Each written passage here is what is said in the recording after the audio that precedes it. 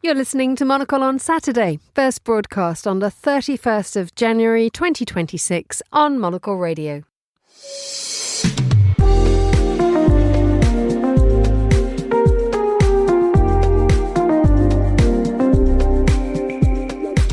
Hello there, it's Emma Nelson here coming to you live from Midori House in London. This is Monocle on Saturday, and coming up on today's programme we have a look through the week's news and culture with Fellow of the Royal Astronomical Society Tira Shubart.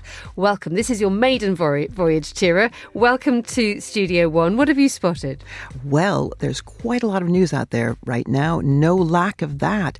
Not only what's happening in Iran, the Armada, the beautiful Armada, as Trump calls it, heading towards in the Middle East, and what's going on in China, but the controversy over the Bayeux Tapestry a little bit closer to home, and whether or not we look after our roads properly in the UK. And then there's a space story about our security. Brilliant, thank you for that. Then I love to kind of dig deep and then bring it back, whether it's through a DJ set, whether it's through a rework. I love it because it's such a complex universe that cannot be expressed through one single thing. The complex universe is Italian disco, and we'll be hearing from the curator and producer Giuseppe Savoni. That's all coming up on Monocle on Saturday. First, though, a glance at the headlines.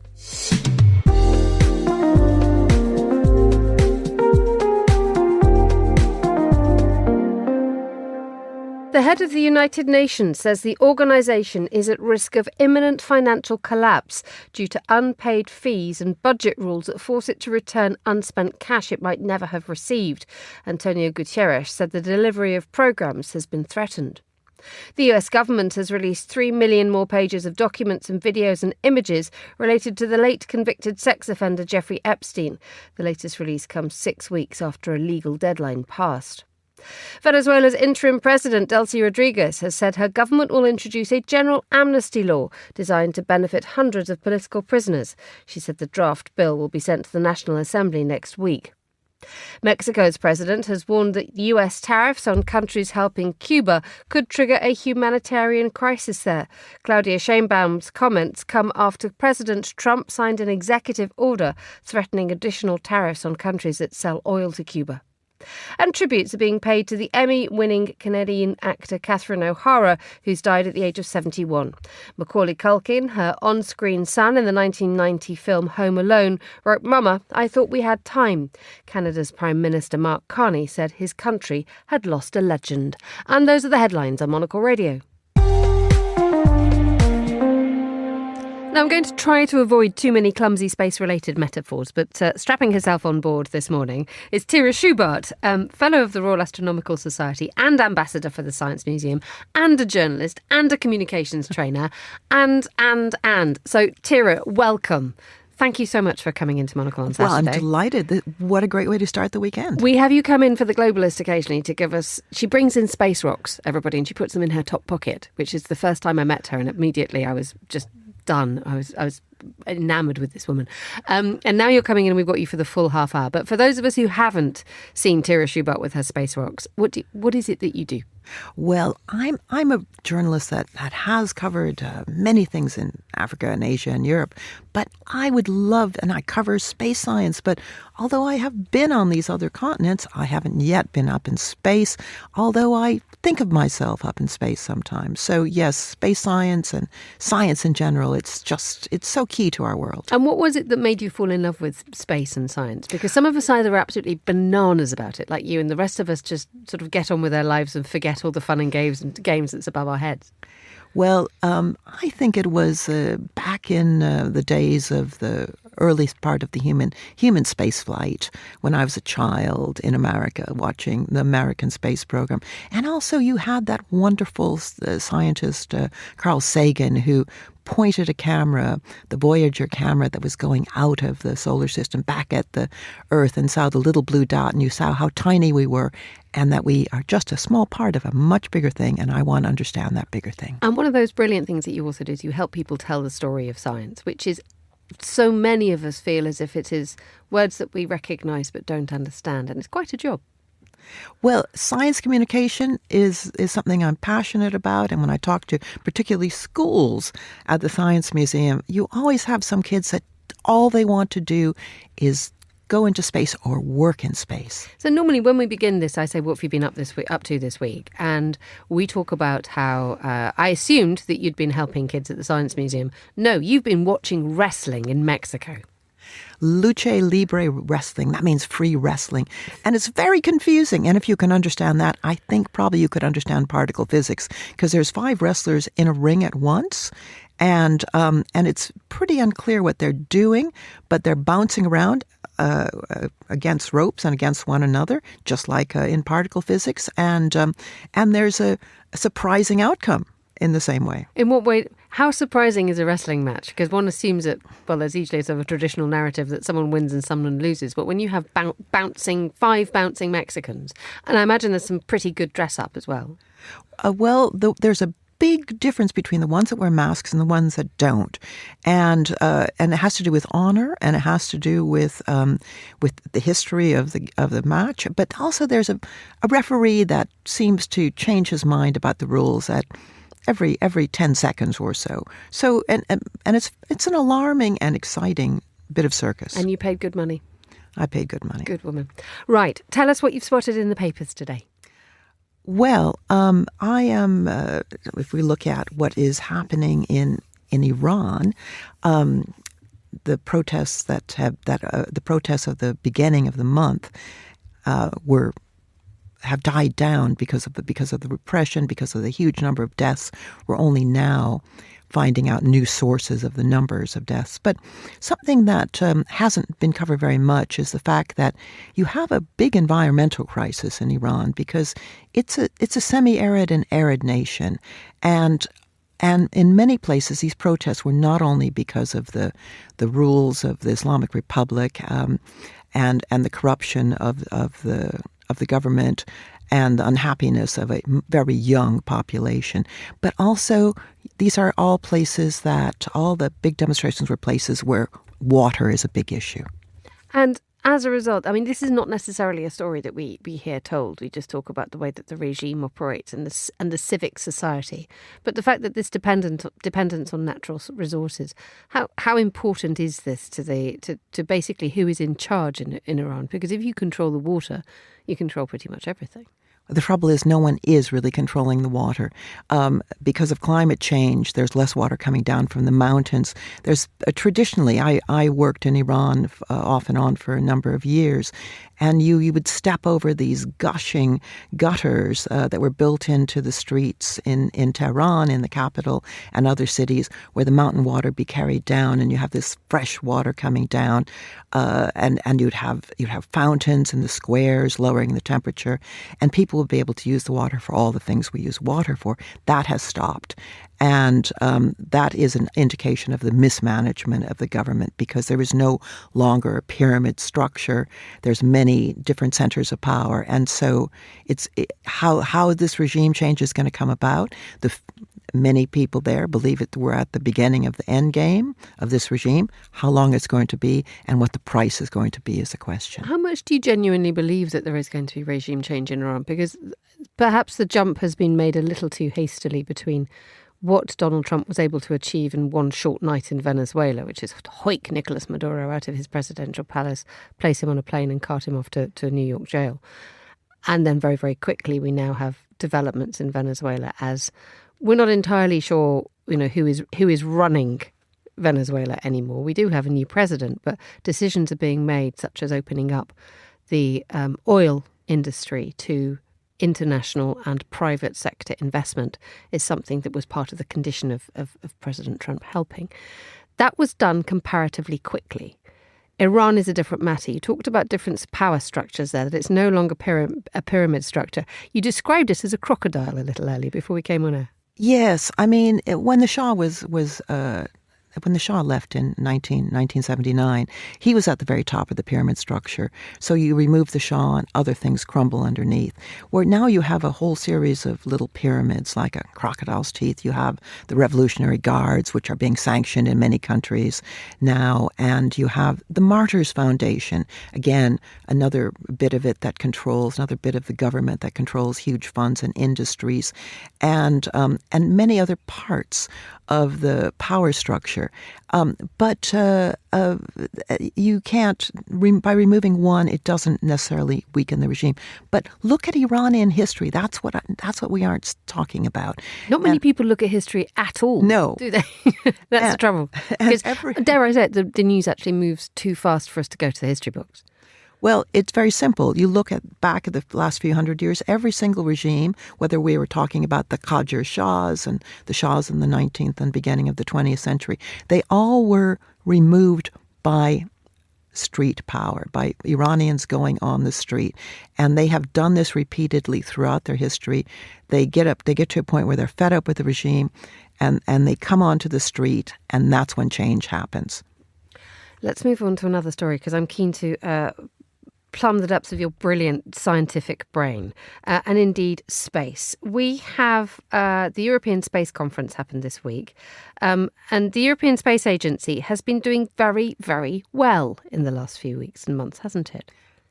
The European Space Agency got a record budget voted into it because the partner of the European Space Agency, of which there are a number, NASA being one of the biggest, has had a budget reduced dramatically because the Trump administration is really only interested in very selected parts of NASA, such as the Artemis mission to the moon.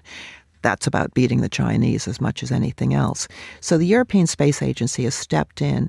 The funding stepped up so that the European Space Agency and the European Union could spend much more money on science and much more money on space, the space sector that helps European security.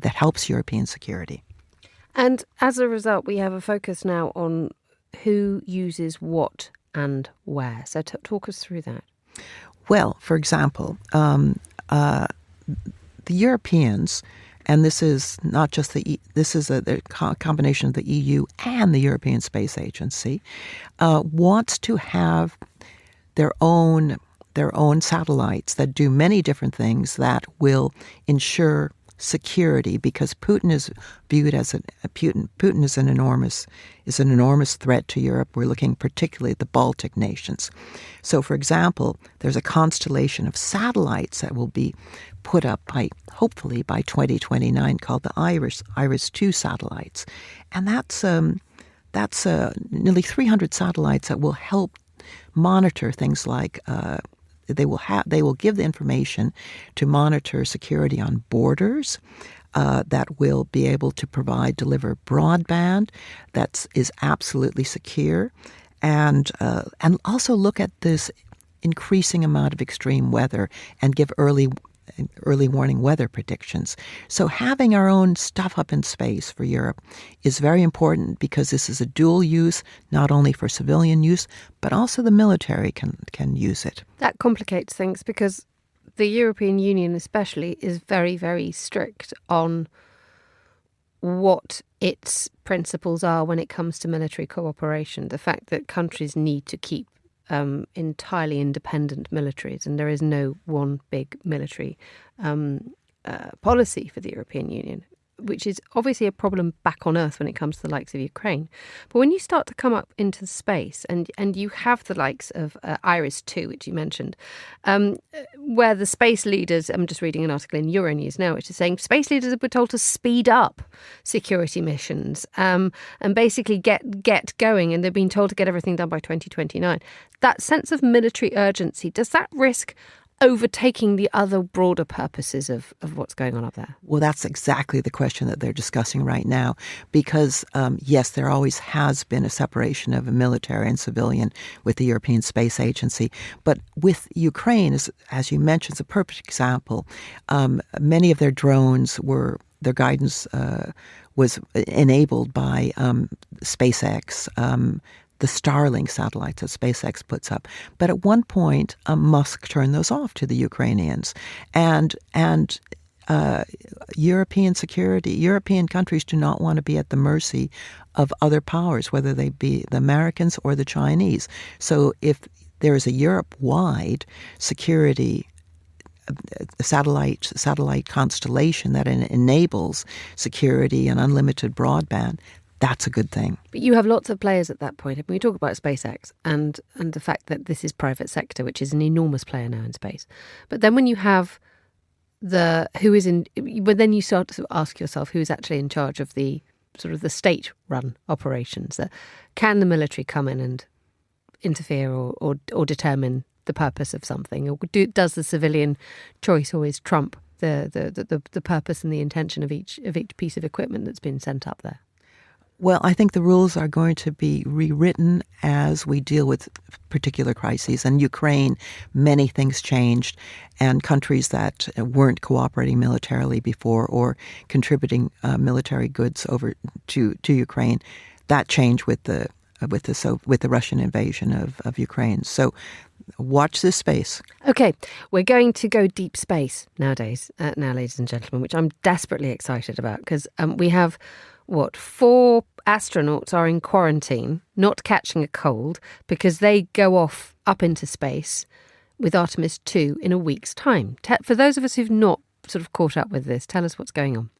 Well, yes, the 4 astronauts, there's 3 men and 1 woman. 3 Americans and 1 Canadian. 1 Canadian. That's going to be interesting. And, yes, and because previously into deep space have only been white Americans on the Apollo missions.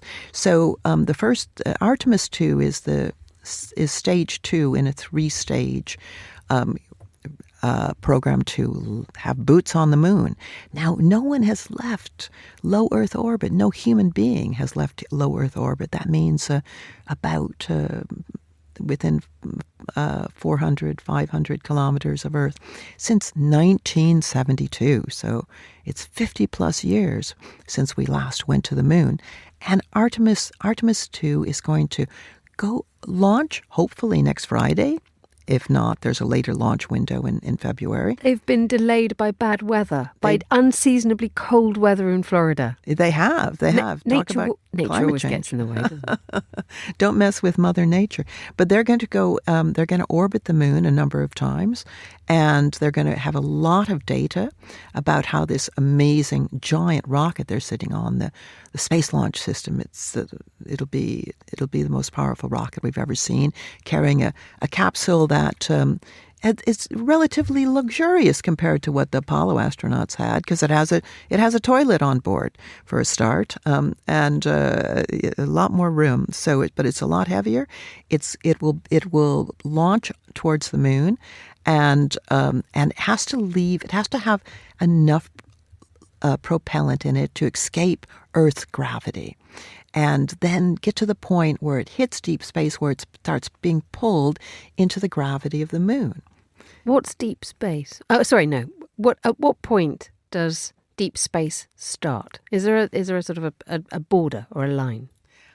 Officially, there isn't. Not because space is determined by the Kármán line, which is about 100 kilometers up. But deep space doesn't have quite that definition. But some scientists would say it's when you're escaping Earth's gravity and you're being pulled by the gravity of another orbit, another celestial body. Remind us as to why this is being done now and how it is going to help. The simple questions, because there is so much noise now surrounded about private sector involvement and various superpowers deciding that they want to get somewhere first before anybody else. And it kind of, that noise sometimes pushes out the real joy of what is going to happen.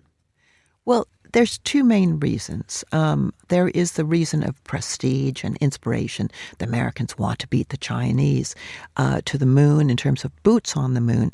But also 5 different countries have already soft landed vehicles on the moon.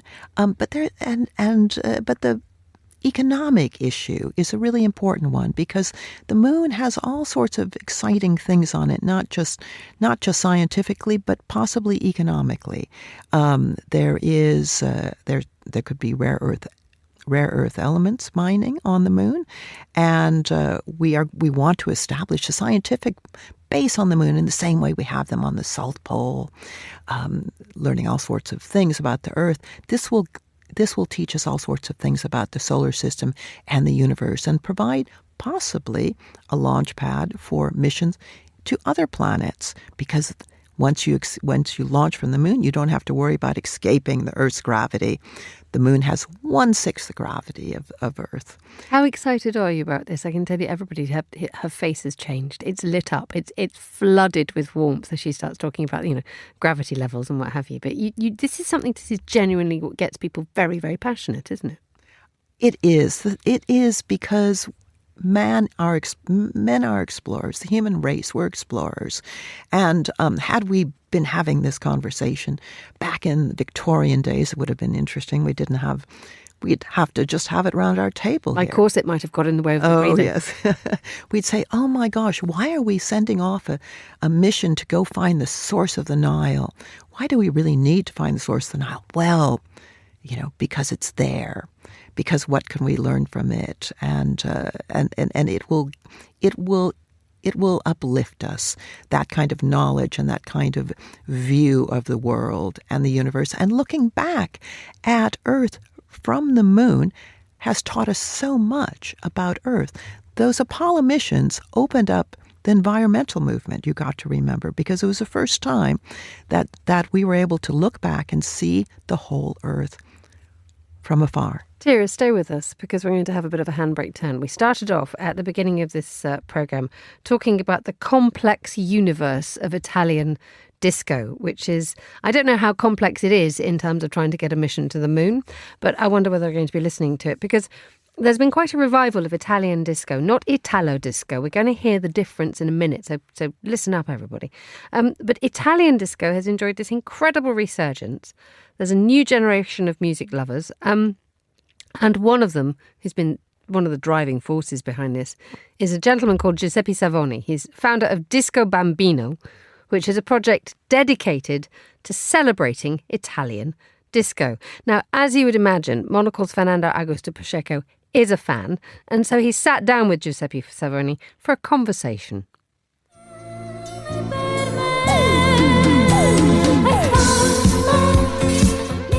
If we think of the 70s in Italy, the social, political background was very rough. There were like kidnappings, bombings, terrorist attacks. There was like really strong conflicts between the extreme left and the extreme right. So out of this tension, the first interesting thing is that there's all this art coming out, right? People needed to escape, to be creative. And then the other interesting fact is that everything was experimentation. That's what I really love about that period. There was really no reference. There was no playbook. Nobody was saying, oh, let's try this because someone else has done it. Maybe there were like some references that would come from here, from there, from the UK, from America, but they would be very faint. There was no internet. So everything that was going on at the time was just, okay, let's try it and let's see if it works. So it was pure experimentation. And that experimentation kind of set the tone for a lot of other decades that came after.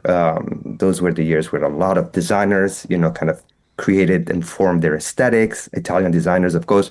So it was a great fountain of inspiration that then obviously developed this kind of really unique universe, that I love and a lot of people still love today. They do. And I see, it's interesting, even on social media platforms, like even younger than Instagram, like TikTok, for example, there's so many kind of Italo disco or Italian songs from that period being played. And the people are posting, they're practically teenagers. That's right. A lot of them are very young. To them, it feels really out there. Today, we like to think of us as evolved, under many aspects of free, but we get so many kind of rules from the outside world, right? And so many parameters that whenever we see a video or a song from that era, to us, it feels completely free. And I think a lot of people connect with that, their desire to be free, to think out of the box. It's reflected in those images and in that music. I was going to ask you as well, because you're not just a scholar. Besides showcasing all this beautiful work, you are a musician. I mean, you play. You've released a few singles and a few compilations as well. So it's nice. So you're actually taking some action, because some of those tracks, they're not so easy to find, actually. Yeah, I mean, I start as a musician, producer. That's what brought me to New York in 1997. I came to New York to work in music, and back then I was signed to a label. I was doing a very different kind of music. I was doing house music, and then it kind of evolved into other things. But there is one constant since I was a kid, and that was the one of collecting records, vinyl records. So that to me was the base to kind of also start digging into these unknown producers, unknown singers, people that put some money together and released a single in 1979, 1980, and then it's completely forgotten because nobody cared about it. So I love to kind of dig deep and then bring it back, whether it's through a DJ set, whether it's through a rework or mixtapes, you name it. But I love it because it's such a complex universe that cannot be expressed through one single thing. So that's what I try to do. Pepe, if somebody, let's say, who perhaps don't know much about Italian disco, I wonder if you can give us perhaps 3 recommendations of someone that is like, okay, this is, you need to learn this before you come to my account. I'll give you kind of like 3 levels. For the main level, let's say the mainstream level, I would start really with, people like popular artists, characters like Donatella Rettore, her early albums like 1979, Splendido Splendente, that's like a good start. Yeah, Ornella Vanoni, Ti Voglio, Raffaella Carrà, there are some things that she did that are kind of pretty disco, especially her album from 1978, 79. So let's say if you dig into like the divas, of the mainstream culture of Italy, you'll find something. Mi piace, immagini baci, cosa importa voler sapere domani cos'è. Then level 2, let's just say that it's a little bit more obscure, and there are, characters like Nadia Cassini I highly recommend. I think it's called Close Encounters, her first album. I think it's Close Encounters of the Loving Kind, something like Love that, which is incredible. Don't resist it. Your mind.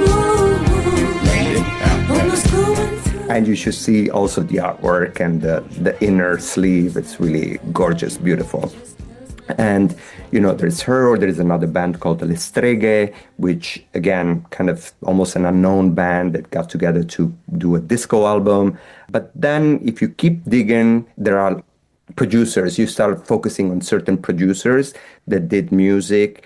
And then, they were releasing singles here and there, naming it always differently with a different band. And so if you look for Celso Valli, which is another incredible producer that passed away a few months ago, he has an incredible obscure disco production. And also Mauro Malavasi, which is also an Italian producer. I believe he's from Bologna, who produced incredible tracks that a lot of people even think it's American disco, but it's Italian disco. Casino, the dice are rolling. Dancing to that was Tira Shubart, my guest today. That was Giuseppe Savoni there talking to Fernando Augusto Pacheco about disco bambino and Italian disco. Now, apparently the difference, Tira, between Italian disco and Italo disco is that Italian disco, as we have just heard, has very traditional instruments. It's all from the 1970s and 80s, whereas Italo disco suddenly introduced a synthesizer and we went all Giorgio Moroder. So that's it. That is the difference, apparently, that we take into the day. But what drink do they drink with it? What Italian drinks do they drink with everything? I would suggest everything would be stylishly held. I would suggest you mentioned a Negroni or two, but that would actually, as if you're being hit by a horse after one of those. So I'm not sure if it would get you on the dance floor. It'd probably get you on the sofa. But I don't know, something fizzy, I would suggest. Oh, something fizzy. Well, I think we can do some Campari mixes. Yes. And, the Italians have an Aperol Spritz, Aperol Spritz. And that would make the dance floor a bit sticky. Well, you would need that. You would need that gravity to hold you from the beat. Bringing science to the disco floor. You've been dancing quite recently, haven't you? Oh, yes. I had a good old bop when I was recently in Mexico. There's always fantastic music there. Disco and just the traditional Mexican music with a lot of horns and very loud. The volume's always turned up there. Excellent. Thank you for that. Any more stories that you want to talk to us about finally on today's programme? Well, the unhappiness of many French art conservation experts at President Macron saying, here, have the Bayeux Tapestry on loan for a while. Yes, they're unhappy about this very fragile bit of great art, 70 meters long, being sent to Britain on our bouncy roads. Right, and it's the roads that are the problem, isn't it?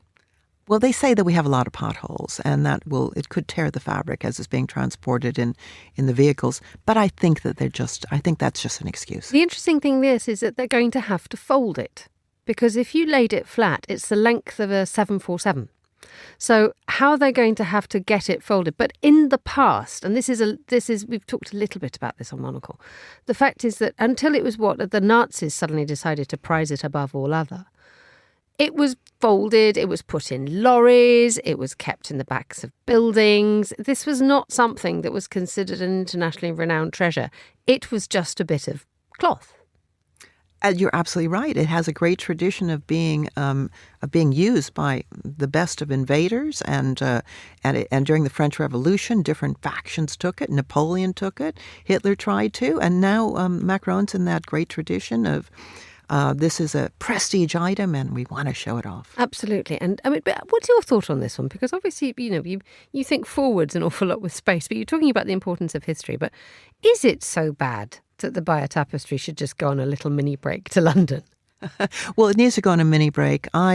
Because its home is being renovated right now in the beautiful medieval city of Bayeux in Normandy, where I'm lucky enough to go fairly often, and I've visited our tapestry there. I think it's a great. We're talking about history earlier, and you're saying we don't talk about history enough. Well, the Bayeux Tapestry was almost. Contemporary history. It only was stitched a few years after the conquest in 1066. So it really brings history home to all the viewers, and it comes lifting off of that fabric to the viewer. So I think it's a good thing. This is going to be good for teaching kids as well. I mean, you teach kids at the Science Museum, and that translation of history to sort of make it more relevant and more fun is a huge challenge. It is, and there's wonderful bits of it. There is, it tells you the whole saga of it, and it has wonderful little vignettes. My favorite one is the panel showing the horses crossing the channel from France to England, and everything is going so well, even the horses are laughing. Brilliant. Tira Shubart, thank you so much for joining me in the studio. That brings us to the end of today's Monocle on Saturday. Thank you to Tira, and also to our producer and studio engineer, Mariella Bevan. Monocle on Saturday is back next weekend. Monocle on Sunday is on air tomorrow. It's coming from Dubai. Tyler Brûlé is on his travels again. But for now, from me, Emma Nelson, goodbye. Thank you for listening. Enjoy your weekend.